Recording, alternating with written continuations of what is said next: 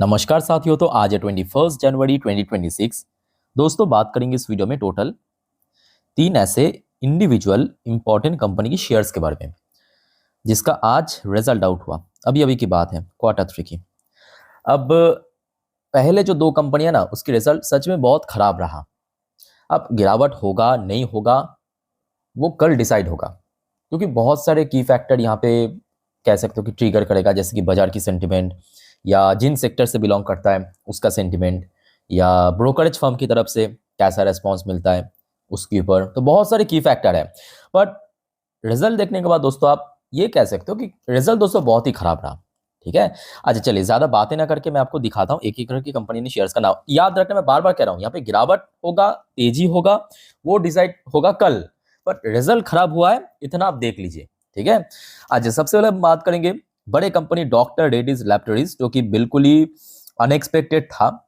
At least doctor Reddy's से मतलब company की मार्केट वैल्यूएशन या जो मार्केट शेयर है बहुत बड़े लेवल की कंपनी, आप समझ पा रहे हो। पूरे पैन इंडिया में इसका जो काम काज चलता है। तो देखिए इनकम की सेगमेंट को अगर हम नजर डालें तो दिसंबर 2024 पिछले साल कंपनी की इनकम था 8,381 करोड़। ऑब्वियसली इस बार इंक्रीज हुआ है, 8,753 करोड़ पे पहुंच चुका है। एक डिसेंट ग्रोथ रखा, बहुत अच्छा भी नहीं खराब भी नहीं, एक मिनिमम टाइप की ग्रोथ रख दिया। मेन ड्रॉप हुआ है यहाँ पे क्वार्टरली बेसिस पे 8,828 करोड़ से गिर के 8,753 करोड़ पे आ चुका है क्या कंपनी की इनकम। चलो ठीक है, फिर भी मैं कहूंगा ये काफी हद तक मैनेजेबल है, क्योंकि बहुत ज्यादा गिरावट नहीं हुआ। अगर कंपनी मार्जिन पे सही काम कर लिया तो आई थिंक ये मैनेजेबल है। बट कंपनी एक्चुअली यहाँ पे ही फेल कर गया। इनकम में चलो इनकम तो ठीक है, काइंड ऑफ फ्लैट है, बट कंपनी की एक्सपेंसेस जो खर्चा है ना वो बहुत ज्यादा बढ़ने के कारण जो ऑपरेशनल प्रॉफिट मार्जिन पिछले साल कितना था, 27%। अब देखिए कोई छोटे मोटे कंपनी नहीं है, इनकम भी इतना ज्यादा जनरेट करता है। 27% से 5% मार्जिन ड्रॉप हो जाना तो अलग से बताने की जरूरत नहीं है। इवन क्वार्टरली बेस पे भी गिरा है, 23% से 1% कम होकर 22%। और जिस वजह से कंपनी की ultimately profit before tax 1,543 crore quarterly basis पे पिटा, ईयरली बेसिस पे गिरा।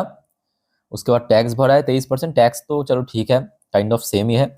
और कंपनी के नेट प्रॉफिट पिछले साल जो था 1,404 करोड़ से गिर के 1,190 करोड़ पे पहुंच चुका है, जो कि पिछले कुछ क्वार्टर की साथ अगर आप कंपेयर करेंगे, मतलब ये हो गया आपका पिछले साल की Q3, ये Q4, ये आपके Q1, ये Q2, इस बार बहुत खराब हुआ, बहुत गिरा है। इवन उसके पहले भी अगर आप देखेंगे कंपनी की 1100-1200 करोड़ की प्रॉफिट लगभग 3 साल पहले था, और उस हिसाब से इसकी जो ईपीएस है, अर्निंग पर शेयर है, वो भी गिर गया। अब देखना होगा कि कल रेस्पॉन्स कैसा मिलता है। मेरे बात को समझ आ रहा है ना कि कंपनी की रिजल्ट खराब हुआ है इसका मतलब बिल्कुल भी ऐसी बात नहीं है कि शेयर कल गिरेगा ही गिरेगा, ऐसी बात बिल्कुल भी नहीं है। बहुत सारे की फैक्टर्स हैं, जैसे कि क्योंकि बड़े कंपनी है ना, ब्रोकरेज जरूर इसको कवर करेगा। अगर ब्रोकरेज ने ठीक ठाक रेटिंग टारगेट दे दिया तो मे बी शेयर अपोजिट भी हो सकता है। ठीक है, लेट्स सी, वो कल डिसाइड होगा। बट इतना तय है कि कंपनी की रिजल्ट खराब रहा। चलो अगले अपडेट पे चलते हैं, बट उसके पहले साथियों आप सभी को रिक्वेस्ट करूंगा, प्लीज चैनल को सब्सक्राइब करके रखिए अगर आपने अभी तक नहीं किया या आप इस चैनल पे नहीं हो तो। क्योंकि देखिए मैं जब वीडियो अपलोड करता हूँ या आप लोग के लिए बनाता हूँ वीडियो, तो आप अगर सब्सक्राइब नहीं करते हो ना आप तक पहुंचता नहीं है। और खास करके आज रात की 10:30 की वीडियो और 12 बजे की वीडियो दोस्तों मिस मत करना कतई। बहुत सारे इंपॉर्टेंट टॉपिक को कवर करेंगे। ठीक है, बहुत सारे इंपॉर्टेंट टॉपिक आया है, मिस मत करिए, कल बाजार के लिए बहुत इंपॉर्टेंट है। तो प्लीज चैनल को सब्सक्राइब करके रख दीजिए, अभी रख दीजिए, एकदम फ्री ऑफ कॉस्ट है। अच्छा नेक्स्ट जो कंपनी है, हो सकता है कि आपके पास है नहीं है, डज नॉट मैटर, अपने सेक्टर की top leading company supreme industry. I think कि देखिए आप और हम में से जो लोग हैं ना, घर में आपने देखा होगा कि जो चेयर टेबल सुप्रीम या जो क्या कहते हैं उसको, पाइप होता है ना, प्लम्बर की जो पाइप, वो सब सुप्रीम की बहुत अच्छी कंपनी है, मतलब बहुत पुराने कंपनी भी है। और आज कंपनी की रिजल्ट आउट हुआ। अब देखिए रिजल्ट कैसा हुआ है, ये देखिए। इनकम की सेगमेंट पिछले साल था, मतलब टोटल इनकम 2,510 करोड़। इस बार इनकम बढ़ा है, बहुत अच्छी बात है, 2,687 करोड़। अच्छा क्वार्टरली बेस पे इंक्रीज हुआ, बहुत सही है, चलो अच्छी बात है। कंपनी की इनकम में कोई गड़बड़ नहीं हुआ। मार्जिन कंपनी की सेम है, 12% था, इस बार भी 12% है, चलो अच्छी बात है। यहाँ पे जो एक छोटा सा गड़बड़ हुआ है वही लेबर कोड रिफॉर्म की वजह से, लेबर कोड रिफॉर्म की वजह से। बट हाँ याद रखना, लेबर कोड रिफॉर्म की वजह से वो वन टाइम ही इम्पैक्ट देखने को मिलेगा, अगले क्वार्टर से ऐसा नहीं होगा, वन टाइम इम्पैक्ट, ठीक है। तो जिस वजह से आप देख सकते हो कि मोस्टली कंपनी की या तो जो अदर्स इनकम या एक्सेप्शनल आइटम के थ्रू इनकम होता है वो कम हो रहा है या तो लॉस हो रहा है। बहुत सारी कंपनी की हुआ है, ऐसा कोई पर्टिकुलर सेक्टर की बात नहीं है, बहुत सारी कंपनी, ठीक है। और जिस वजह से आप देखिए कंपनी की प्रॉफिट पिछले साल था 187 करोड़, पिछले क्वार्टर था 165 करोड़, बीच में 2 क्वार्टर को अगर हम उठाए तो 294 करोड़, 202 करोड़, इस बार 153 करोड़ पे पहुंच चुका है।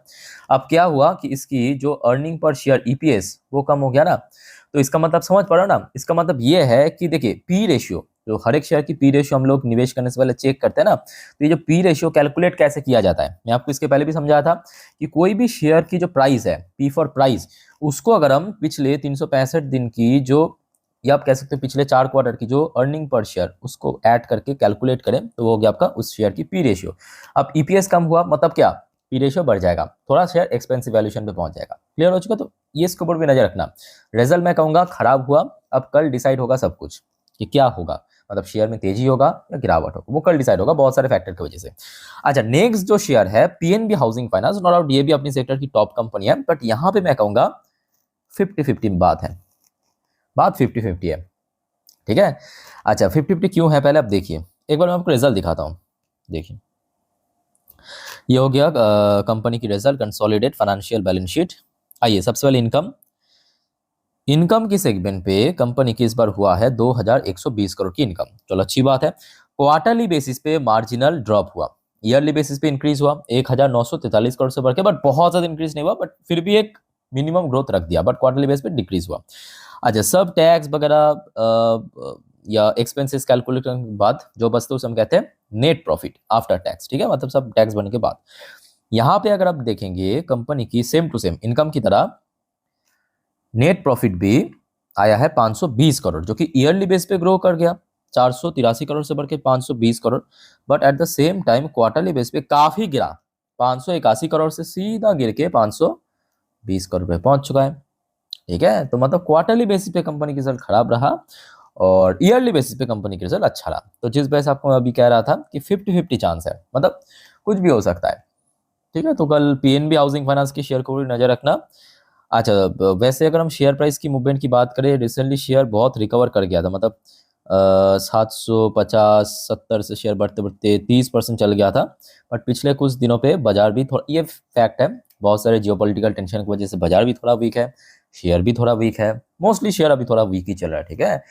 तो ये दोस्तों 3 कंपनी की शेयर को नजर रखना। अच्छा वीडियो वाइंड अप करने से पहले एक और छोटा सा अपडेट मैं आपको दे देता हूँ। देखिए अभी अभी यूएस मार्केट ओपन हुआ है और जैसे कि आप देख सकते हो अभी यूएस में लोकल टाइम 9:44, डॉ जोन्स की पोजीशन एक अच्छी लेवल पे आ चुका है 0.44% ऊपर, और दूसरी तरफ नैस्डैक कंपोजिट की पोजीशन 0.22% ऊपर चल रहा है, ठीक है। तो दोस्तों और भी बहुत सारे जानकारी को लेके साथ में ग्लोबल मार्केट का अपडेट आज रात की 10:30 की वीडियो और 12 बजे की वीडियो में चर्चा करेंगे, मिस मत करना ये वीडियो, ठीक है।